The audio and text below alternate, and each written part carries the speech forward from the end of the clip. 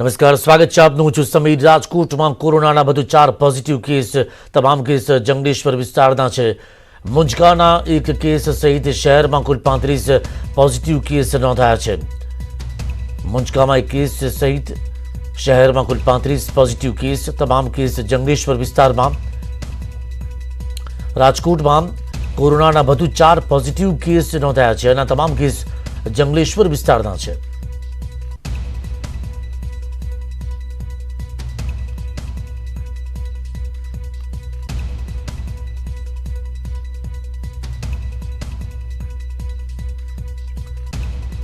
તમામ કેસ જંગલેશ્વર વિસ્તારના છે. અમારા સંવાદદાતા અંકિત પોપટ જોડાયા છે. અંકિત, કર્ફ્યુ લાદવામાં આવ્યો છે, તમામ વ્યક્તિઓ તેમના ઘરમાં છે. આજે કુલ કેટલા ટેસ્ટ કરવામાં આવ્યા, તે પૈકી 4 પોઝિટિવ કેસ સામે આવ્યા છે? ચોક્કસ સમીર, ખાસ કરીને વાત કરવામાં આવે તો જે છેલ્લા 5 દિવસનો ટ્રેન્ડ જોઈએ તો તમામ જે કેસ છે તે જંગલેશ્વર વિસ્તારની અંદર નોંધાઈ રહ્યા છે. તો જંગલેશ્વર વિસ્તારની બાજુમાં આવેલ સોસાયટી એટલે કે રાજલક્ષ્મી સોસાયટીમાં પણ એક કેસ નોંધાયો છે. આજની વાત કરવામાં આવે તો કુલ 5 જેટલા પોઝિટિવ કેસ છે તે જંગલેશ્વર વિસ્તારની અંદરથી જ નોંધાવા પામ્યા છે.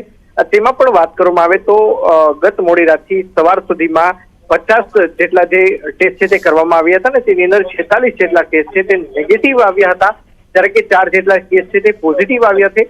આવતીકાલથી કેસની અંદર પણ વધારો જોવા મળી શકે તેમ છે, કારણ કે વાત કરવામાં આવે તો જે રીતે રાજ્ય સરકારને રેપિડ ટેસ્ટની કીટ મળી છે તે રેપિડ ટેસ્ટની કીટ આવતીકાલે સવાર સુધીમાં રાજકોટ આવી પહોંચશે ને ત્યારબાદ જંગલેશ્વર વિસ્તારની અંદર જે પણ ક્લસ્ટર એરિયા છે, જે પણ બફર ઝોન છે તેની અંદર રેન્ડમલી સેમ્પલ લેવામાં આવશે ને લોકોના જે ટેસ્ટ છે તે કરવામાં આવશે. જી, આભાર ગીતા, તમામ જાણકારી બદલ.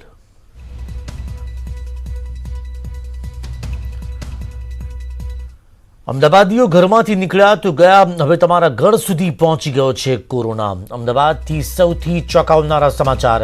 દર 20 મિનિટે નોંધાઈ રહ્યો છે કેસ. અમદાવાદ બન્યું છે કોરોનાનું એપિસેન્ટર. હોટસ્પોટ વિસ્તારમાં સૌથી વધુ કેસ, 143 કેસ અને 4 લોકોના મોત છે. અમદાવાદમાં 765 પોઝિટિવ, 25 વ્યક્તિના મોત. ગુજરાતના કુલ કેસ પૈકી 60% અમદાવાદમાં છે અને પ્રથમ 25 દિવસમાં 500 કેસ અને છેલ્લા 5 દિવસમાં 500 કેસ નોંધાયા છે. આમ સતત આંકડો વધી રહ્યો છે, મોતની સંખ્યા પણ વધી રહી છે અને લોકલ ટ્રાન્સમિશન જે છે તે ઝડપથી થઈ રહ્યું છે. હોટસ્પોટ વિસ્તારમાં સૌથી વધુ કેસ સામે આવ્યા, 143 કેસ.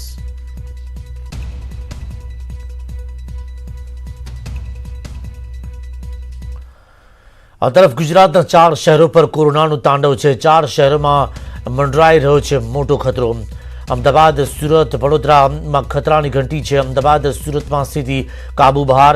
વડોદરામાં વધતા કેસથી તંત્રની ઊંઘ હરામ થઈ છે. 3 શહેરોમાં લદાયો છે કર્ફ્યુ. કર્ફ્યુમાં મુક્તિના સમયે લોકો કરે છે ભીડ. 4 શહેરોમાં પોઝિટિવ કેસની સંખ્યા 1100ને પાર થઈ ચૂકી છે. કર્ફ્યુ મુક્તિના સમયે લોકો ભીડ કરે છે. તો 4 મહાનગરોની આ સ્થિતિ છે કે 3 શહેરોમાં કર્ફ્યુ લાદવામાં આવ્યો છે. આ 4 મહાનગરોમાં કોરોનાનું તાંડવ છે. અમદાવાદ, સુરત, વડોદરામાં ખતરાની ઘંટી છે. અમદાવાદ, સુરતમાં સ્થિતિ કાબુ બહાર છે.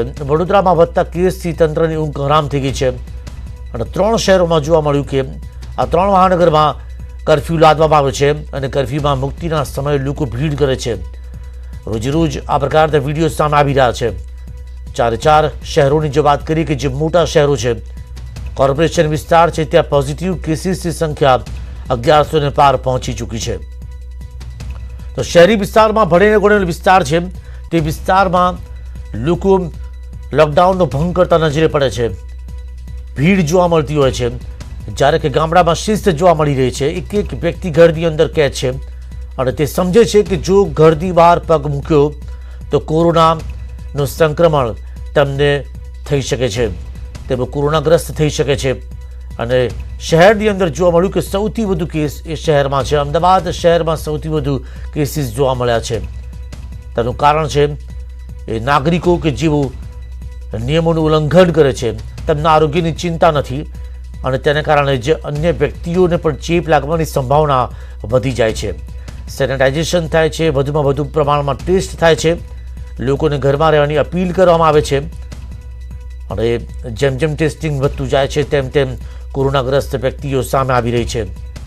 આરોગ્ય વિભાગના કર્મચારીઓ જીવના જોખમે લોકોનું ટેસ્ટ કરી રહ્યા છે. તમે નજીક જઈ રહ્યા છે, હોટસ્પોટ વિસ્તારમાં જઈ રહ્યા છે, જેથી સંક્રમિત વ્યક્તિ તરત ઓળખી શકાય, તેની સારવાર ઝડપથી ચાલુ થઈ શકે. કારણ કે આવા વ્યક્તિઓ જો છુપાયેલા રહ્યા તો વધુમાં વધુ લોકોને કોરોનાનો ચેપ લાગી શકે છે.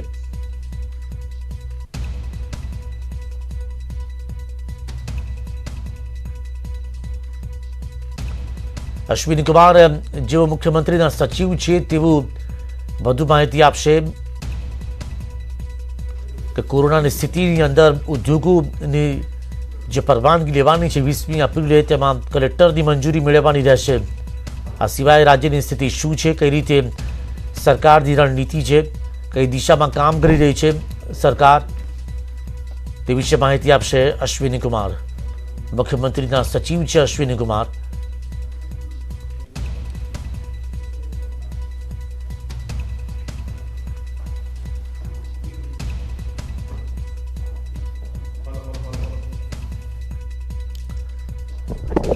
ચાર શહેરોની સ્થિતિ તો જોઈ કે જેમાં અમદાવાદ, સુરત, વડોદરામાં સ્થિતિ જે છે તે અત્યંત વણસી ચૂકી હોય તેવી છે, કારણ કે આંકડા મોટી સંખ્યામાં બહાર આવી રહ્યા છે. અને હવે રાજકોટ બાકી હતું, તો રાજકોટના જંગલેશ્વર વિસ્તારમાં પણ શ્રી વિજયભાઈ રૂપાણી અને માનનીય નાયબ મુખ્યમંત્રી શ્રી નીતિનભાઈ પટેલ દ્વારા આજે એક મહત્વનો નિર્ણય લેવામાં આવેલ છે કે રાજ્યમાં નેશનલ ફૂડ સિક્યોરિટી એક્ટ એટલે કે રાષ્ટ્રીય અન્ન સુરક્ષા ધારો એ અંતર્ગતના 66 લાખ જેટલા કાર્ડ ધારકો, ગરીબ, મધ્યમ વર્ગ, શ્રમજીવી, બાંધકામ મજૂરો એવા NFSA હેઠળ પાત્રતા ધરાવતા 66 લાખ જેટલા કુટુંબોને પરમ દિવસ એટલે કે સોમવારથી એમના એકાઉન્ટમાં 1,000 રૂપિયા જમા કરાવવાની શરૂઆત કરવામાં આવશે. થોડા દિવસ પહેલા માનનીય મુખ્યમંત્રી શ્રી વિજયભાઈ રૂપાણી દ્વારા એવી જાહેરાત કરવામાં આવી હતી કે લોકડાઉન દરમિયાન ગરીબ, શ્રમજીવી, બાંધકામ મજૂર એવા લોકો જેની રોજીરોટી અફેક્ટેડ થઈ છે એવા 66 લાખ કુટુંબોને એપ્રિલ માસ માટે રૂપિયા 1,000ની સહાય વધારાની રાજ્ય સરકાર કરશે અને આ રકમ જમા કરાવવાની શરૂઆત પરમ દિવસ એટલે કે સોમવારથી શરૂ કરવાનું છે. લોકોને આ રકમ સીધે એમના ખાતામાં જમા કરાવવામાં આવશે. આ રકમ મેળવવા માટે કોઈ પણ પ્રકારની ફોર્મેલિટી કરવાની રહેશે નહીં, કોઈ પણ જાતના ફોર્મ ભરવાના રહેશે નહીં. અમારી પાસે જે ડેટાબેઝ મોજૂદ છે સરકારશ્રી એ ડેટાબેઝના આધારે સીધે લાભાર્થી કુટુંબના અકાઉન્ટમાં 1,000 રૂપિયા સોમવારથી જમા થાય તે રીતનું આયોજન સુંદર રીતે કરવામાં આવેલ છે. અને આમ કરવાથી રાજ્ય સરકાર ઉપર વધારાનું રૂપિયા 660 કરોડનો ભારણ આવશે અને આ 660 કરોડ રૂપિયાના માધ્યમથી રાજ્યના 66 લાખ જેટલા NFSA કાર્ડ ધરાવતા ગરીબ, શ્રમજીવી, બાંધકામ અને મધ્યમ વર્ગના લોકોને ઘણી રાહત થશે. રાજ્ય સરકાર દ્વારા ગુજરાતમાં પ્રથમ વખત APL1 કાર્ડ ધારકોને, જેની સંખ્યા લગભગ 60 લાખ છે અને વસ્તીની દૃષ્ટિએ જોવા જઈએ તો 2.5 કરોડ લોકોનો સમાવેશ એમાં થાય છે, એવા 60 lakh non NFSA APL1 card ધારકોને 13મી એપ્રિલથી ઘઉં, ચોખા, ખાંડ, દાળ એ આપવાનું રાજ્ય સરકાર દ્વારા આયોજન કરવામાં આવેલ હતું. મને આપને જણાવતા સંતોષ થાય છે કે અત્યાર સુધીમાં 60 લાખ કુટુંબો પૈકી 45 લાખ કુટુંબો જે મોટા ભાગે મધ્યમ વર્ગના છે એ લોકો પોતાનું રાશન 17,000 કરતાં પણ વધારે સસ્તા અનાજની દુકાન ઉપરથી લઈ ગયા છે. હજુ પણ કોઈ સાચો લાભાર્થી 60 લાખ APL1 પૈકીના બાકી રહી ગયા હશે અને એમને જો રાશનની જરૂરિયાત હશે તો હજુ પણ એમને રાશન પૂરું પાડવામાં આવશે. એટલે કે આજે આ પ્રક્રિયા બંધ કરવામાં આવતી નથી. અગાઉ અમે જાહેરાત કરી હતી કે 13, 14, 15, 16 અને 17 એમ 5 દિવસોમાં છેલ્લા આંકડા પ્રમાણે APL1 નું અનાજનું વિતરણ કરવામાં આવશે. સુંદર કામગીરી આમાં થયેલી છે. 45 લાખ કરતાં વધુ કુટુંબો એનો લાભ પણ લઈ ચૂક્યા છે. ઘણા લોકોએ માનનીય મુખ્યમંત્રીશ્રીની જે લાગણી અને વિનંતી હતી કે જે લોકો સુખી સંપન્ન છે, સમૃદ્ધ લોકો છે, એ સમાજના બીજા જરૂરિયાતમંદ APL1 કુટુંબોની તરફેણમાં પોતાનું અનાજ મેળવવાનો હક એ જતો કરે, એને માન આપીને ઘણી જગ્યાએ ઘણા લોકોએ સ્વેચ્છાએ પોતાનો હક જતો કર્યો છે. છતાં પણ જે લોકો પણ હજુ પણ બાકી રહી ગયા હશે અને એમની અનાજ મેળવવાની ઈચ્છા હશે તો સસ્તા અનાજની દુકાનો ઉપરથી આવતા દિવસોમાં અનાજ પૂરું પાડવાની કાર્યવાહી ચાલુ રાખવામાં આવશે. ગઈકાલે માનનીય મુખ્યમંત્રી શ્રી વિજયભાઈ રૂપાણીની સૂચનાથી એક વિડીયો કોન્ફરન્સ અન્ન અને નાગરિક પુરવઠા વિભાગના સચિવ શ્રી મોહમ્મદ શાહિદ, વેરહાઉસિંગ કોર્પોરેશનના MD શ્રી સંજય નંદન અને મારા દ્વારા અમરેલી, ભાવનગર, જૂનાગઢ, જામનગર અને રાજકોટ એ 5 જિલ્લામાં આવેલી ઓઇલ મિલ્સના લોકો સાથે કરવામાં આવેલ, જેમાં નાફેડના અધિકારીઓ પણ હાજર રહ્યા હતા.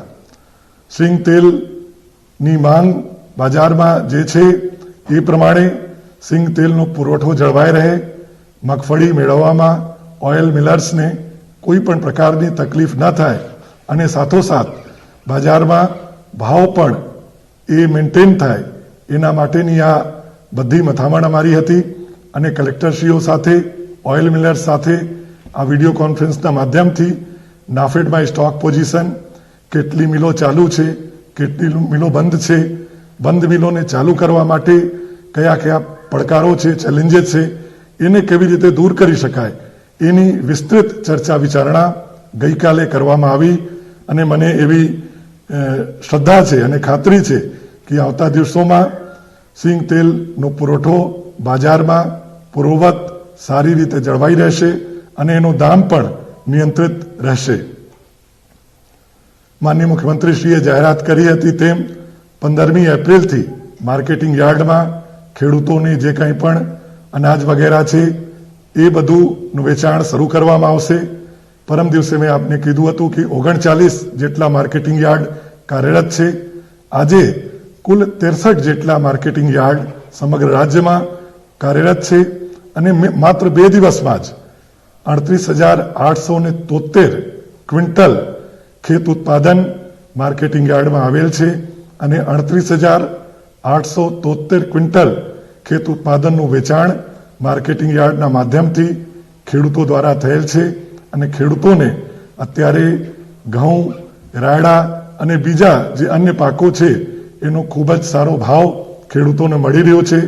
રાજ્ય સરકાર દ્વારા ખૂબ જ પ્રોગ્રેસિવ નિર્ણય સમયસર લેવાના કારણે ખેડૂતોનો જે કંઈ પણ અન્ન ઉત્પાદન છે એ માર્કેટિંગ યાર્ડ સુધી પહોંચી શક્યો છે અને એની આપૂર્તિ પણ રાજ્યમાં બજારોમાં સુનિશ્ચિત થઈ છે. એક જો આપને હું આંકડો આપું તો અત્યાર સુધીમાં 27,850 ક્વિન્ટલ ઘઉં માર્કેટિંગ યાર્ડમાં એનું વેચાણ થયું છે અને રાયડા એ 10,206 ક્વિન્ટલ અને અન્ય બધી પાકો મળીને 38,873 ક્વિન્ટલ ખેત ઉત્પાદન છેલ્લા 2 દિવસમાં માર્કેટિંગ યાર્ડ ખાતે આવેલ છે. આજે માનનીય મુખ્યમંત્રીશ્રીએ અમદાવાદ શહેરના તમામ સંસદ સદસ્યો, ધારાસભ્યશ્રીઓ સાથે વિડીયો કોન્ફરન્સથી સંવાદ કર્યું છે અને એમના વિસ્તારમાં જે તે ધારાસભ્યશ્રીઓ સંસદ સભ્યશ્રીઓના વિસ્તારમાં લોકડાઉનનું ચુસ્ત અમલ થાય અને લોકો એમનામાં જો કોઈ પણ જાતના તાવ, શરદી, ઉધરસ કે શ્વાસ લેવામાં તકલીફના લક્ષણો જણાય તો લોકો તરત જ ટેસ્ટ કરાવે. એના માટે લોકપ્રતિનિધિઓ, ધારાસભ્યશ્રીઓ અને સંસદ સભ્યશ્રીઓ સતત સચેત અને કાર્યરત રહે એના માટે માનનીય મુખ્યમંત્રીશ્રીએ એમને અનુરોધ કર્યો છે. આ વિડીયો કોન્ફરન્સમાં અહેમદાબાદના મ્યુનિસિપલ કમિશનર શ્રી વિજય નેહરા અને મુખ્ય સચિવ શ્રી અનિલ મુકીમ સાહેબ પણ જોડાયા હતા અને એવી એક વ્યૂહરચના કરવામાં આવી છે કે કોરોનાના સંક્રમણને નાથવા માટે આરોગ્ય, પોલીસ અને અમદાવાદ મ્યુનિસિપલ કોર્પોરેશન એ સાથે મળીને હજુ પણ વધારે સંકલન રાખીને જે વિસ્તારોમાં કોરોનાના કેસીસ વ્યાપક પ્રમાણમાં મળી આવે છે એમાં હજુ પણ વધારે કોઓર્ડિનેશનથી સઘન કામગીરી કરશે. માનનીય મુખ્યમંત્રી શ્રીએ આજે રાજકોટમાં જે જ્યોતિ સીએનસી દ્વારા દમણ 1 સ્વદેશી વેન્ટિલેટરનું ઉત્પાદન ચાલુ કરવામાં આવેલ છે અને એમને રાજ્ય સરકારને પણ જે દમણ 1 વેન્ટિલેટર છે સ્વદેશી તકનીકથી નિર્મિત એ ડોનેટ કર્યું છે. માનનીય મુખ્યમંત્રી શ્રી આજે વિડીયો કોન્ફરન્સના માધ્યમથી એની પણ વિગતો મેળવી હતી અને 100 વેન્ટિલેટર ગુજરાત સરકાર તરફથી માનનીય મુખ્યમંત્રી શ્રી દિલ્હીમાં પણ મોકલવાની એમને જાહેરાત કરી છે. આજે જો દૂધ આપૂર્તિની વાત કરીએ તો રાજ્યમાં લગભગ 46 લાખ અને 57,000 લીટર દૂધનું વિતરણ સમગ્ર રાજ્યમાં થયેલ છે. શાકભાજીમાં 74,593 ક્વિન્ટલ શાકભાજીની આવક આજે ગુજરાતના વિવિધ શાકભાજીની મંડીઓમાં થયેલ છે. જે પૈકી બટાકા 20,645 ક્વિન્ટલ, ડુંગળી 10,370 ક્વિન્ટલ, ટામેટા 6,142 ક્વિન્ટલ અને અન્ય 37,436 એમ કુલ 74,593 ક્વિન્ટલ શાકભાજીની આવક આજે ગુજરાતના માર્કેટમાં થયેલ છે. સાથોસાથ ફળની આવક પણ પૂરતા પ્રમાણમાં છે જેનો કુલ આંકડો 10,190 ક્વિન્ટલ જેટલું થાય છે. આજે મારી પાસે આપની સાથે ચર્ચા કરવા માટે આટલી વિગતો હતી. ખૂબ ખૂબ ધન્યવાદ. જી હા,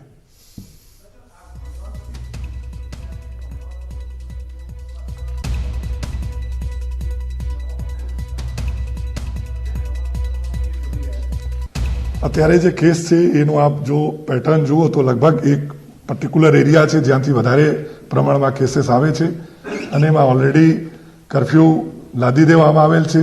બાકી વિસ્તારોમાં પણ લોકડાઉનનું કડક અમલ કરાવવામાં આવી રહ્યા છે અને જરૂર જણાય હજુ પણ એને વધુ સંગીન કરવામાં આવશે અને જરૂર જણાય તો આગામી દિવસોમાં બીજા પગલાઓ પણ સખ્તાઈના લઈ શકાય છે.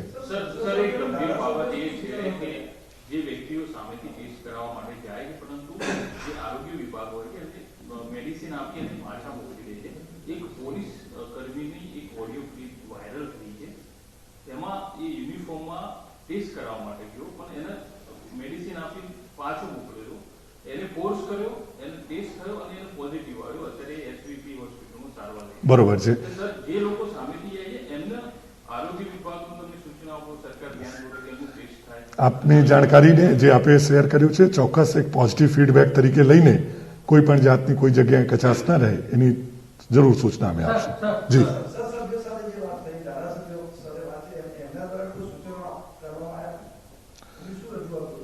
બધી ચર્ચા વિચારણા માનનીય મુખ્યમંત્રીશ્રીના લેવલે કરવામાં આવી છે અને મુખ્યમંત્રીશ્રીએ મેન એમને એવું અનુરોધ કર્યો છે કે વધુમાં વધુ લોકોને જે ટેસ્ટ છે એ કરાવવા માટે પ્રેરિત કરવામાં આવે અને જે બી એમના સલાહ સૂચનો છે એ ચોક્કસપણે માનનીય મુખ્યમંત્રીશ્રીએ મેળવ્યું છે એમની પાસે. જે રીતે સંપર્ક કરી શકાય, ફોન ઉપર વધારે સારું રહે કેમ કે એ લોકો એકબીજા સાથે સંપર્કમાં રહેતા જ હોય છે એટલે એ લોકોને પ્રેરિત કરવો. એમના જે કાર્યકરો છે કે ભાઈ જ્યારે પણ મેન અત્યારે છે કે 3 થી 4 લક્ષણો છેલ્લા 1-2 દિવસમાં આપે જોયું હશે કે આરોગ્ય વિભાગના અગ્ર સચિવ શ્રી દ્વારા જણાવવામાં આવ્યું છે. નંબર 1 તાવ રહેતો હોય, નંબર 2 શરદી અને ઉધરસ ખાંસી હોય એ, અને નંબર 3 શ્વાસ લેવામાં તકલીફ પડતી હોય, જેને આપણે બ્રેથલેસનેસ કહીએ છીએ. આ 3 લક્ષણો જો હોય તો 104 અથવા 108 ઉપર ફોન કરી શકાય અને નજીકના જે કોવિડ હોસ્પિટલ છે એનો સંપર્ક પણ કરી શકાય.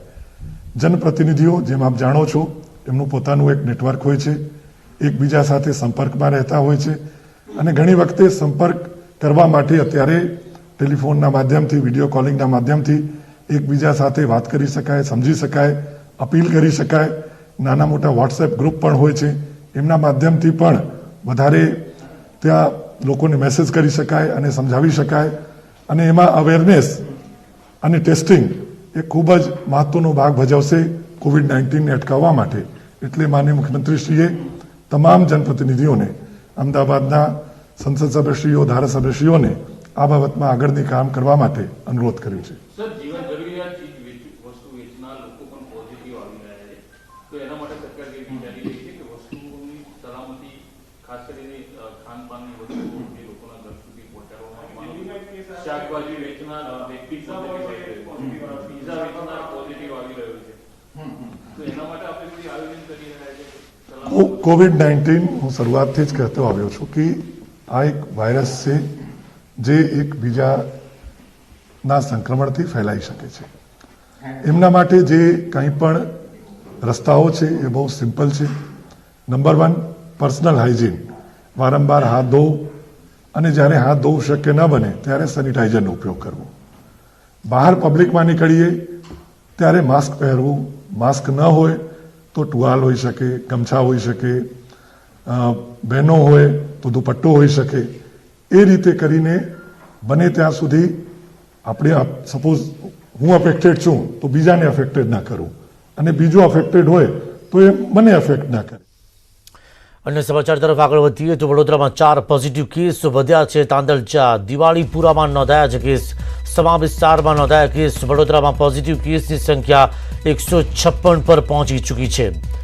વડોદરામાં વધુ 4 પોઝિટિવ નોંધાયા છે. તાંદલજા, દિવાળીપુરા, સમા વિસ્તારમાં નોંધાયા છે કેસ. આજે કુલ 4 કેસ નોંધાયા છે કોરોના પોઝિટિવના.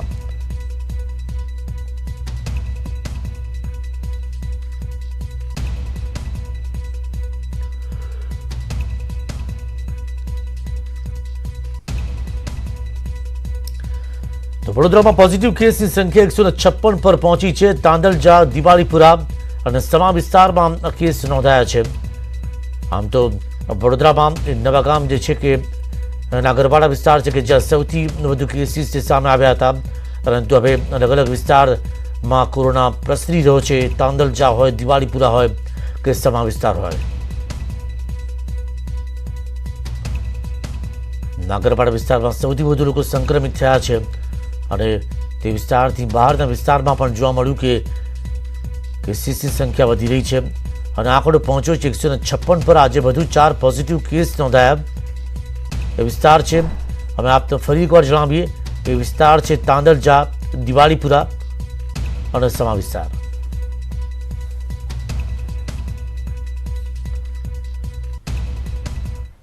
અમદાવાદથી સમાચાર આવી રહ્યા છે કે 150 સોસાયટી સંપૂર્ણપણે લોક કરવામાં આવી છે. ગોતાની વંદે માતરમની સોસાયટીઓ લોક, 4 વોલેન્ટિયર બનાવીને સોસાયટીને લોક કરવામાં આવી છે. સવારે 2 કલાક માટે લોકોને બહાર જવા પરમિશન આપવામાં આવી છે. સોલાના પીઆઈ સાથે ડિજિટલ મીટિંગ કરીને આ નિર્ણય લેવામાં આવ્યો કે 150 સોસાયટીને ગોતાની એ સંપૂર્ણપણે લોક કરવામાં આવે. આ સૌથી મોટો નિર્ણય અને સૌથી મોટી સમાચાર છે કે જ્યાં 150 જેટલી સોસાયટી એક સાથે લોક જોવા મળી હોય. ગોતાની વંદે માતરમની સોસાયટી છે, અમદાવાદમાં આવેલો છે ગોતા વિસ્તાર, જ્યાંની વંદે માતરમની સોસાયટીમાં કુલ 4 વોલેન્ટિયર બનાવીને સોસાયટીને લોક કરવામાં આવી.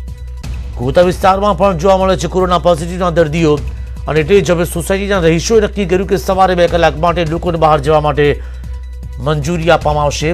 સોલાના પીઆઈ સાથે ડિજિટલ મીટિંગ કરી અને ત્યારબાદ આ નિર્ણય લેવામાં આવ્યો. તો અત્યંત જરૂરી અને મહત્વનું પગલું છે. જ્યાં સ્વેચ્છાએ લોકોએ સોસાયટીને લોક કરવાની માંગ કરી હોય, આ શિસ્તનું ઉત્તમ ઉદાહરણ જોવા મળી શક્યું છે ગોતા વિસ્તારમાં કે જ્યાં કોરોના પોઝિટિવના કેસ સામે આવતાની સાથે જ લોકો સચેત થઈ ગયા છે. તેમના આરોગ્ય જોખમાઈ નીતિ માટેનો આ અતિ મહત્વનો નિર્ણય.